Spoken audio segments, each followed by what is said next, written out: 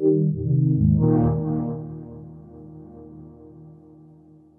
I'm Pete Hines from Bethesda, and we're here to talk about Fallout 4. So what were the goals heading into this massive new game? Well, the idea with every Bethesda Game Studios game is to kind of blow up all the assumptions from previous games and start over to make sure that we're continuing to push the boundaries. And Fallout is this really cool post-apocalyptic world where you can be whatever you want and go and do whatever you want. And Fallout 4 is about pushing the boundaries of that kind of tell your own story in this really cool, unique post-apocalyptic setting. What role has new technology played in allowing you to build and accomplish some of the things you wanted to? So our games are known for being really interactive and having all these items that you can pick up and move around in the world or sell.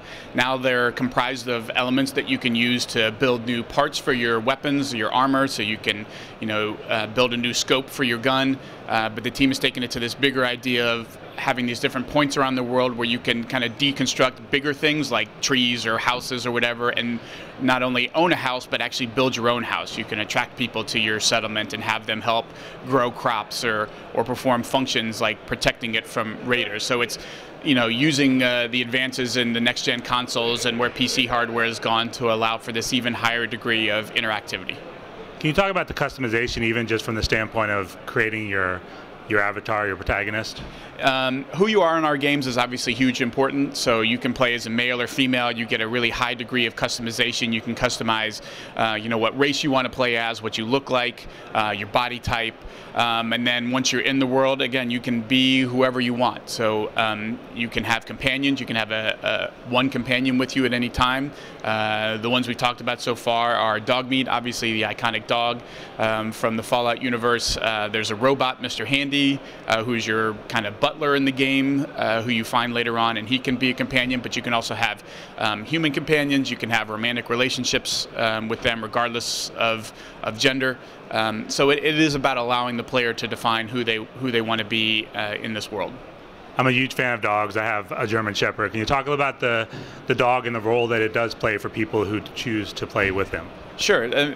Fallout is a game about identifying who you want to be. So if you want to play that lone wanderer, you can. But having this dog companion with you, one of the things the team did is in figuring out kind of where you're going and what you're doing was always like, and what's the dog doing? You're doing this thing, and what's the dog doing?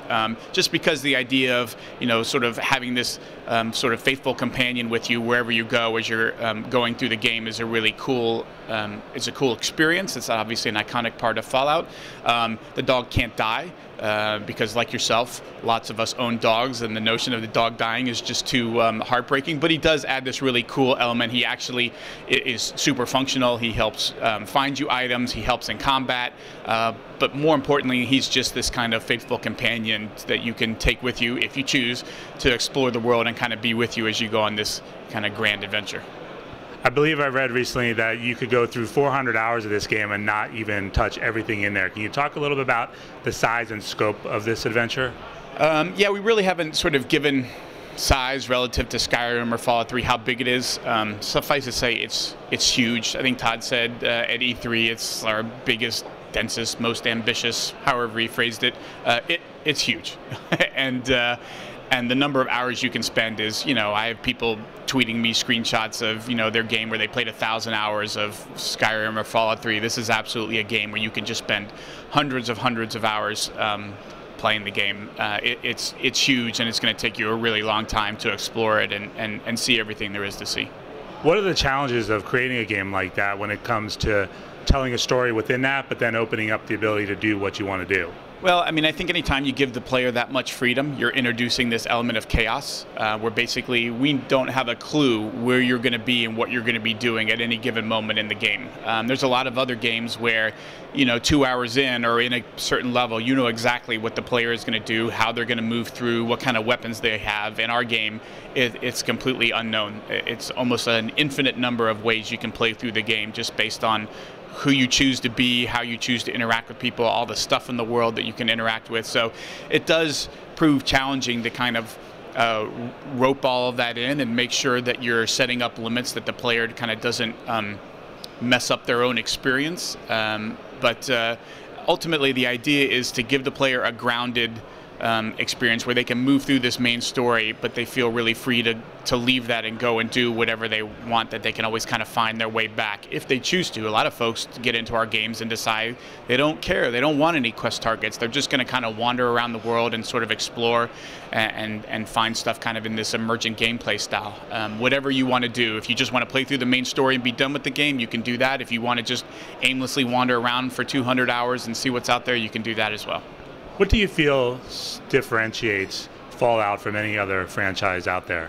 I mean, post-apocalyptic has become really popular in a lot of forms of entertainment. Obviously, we had the very awesome and hugely successful Mad Max movie, but Walking Dead and lots of TV shows and films and books have explored this. What's unique about Fallout is the idea of this world that was before. It's this alternate universe where it's kind of this 1950s vibe, but with this crazy retro future tech that they've taken advantage of, and so you've got robots for maids and fusion-powered cars, and then that's the world that gets blown up in a nuclear war that you emerge into.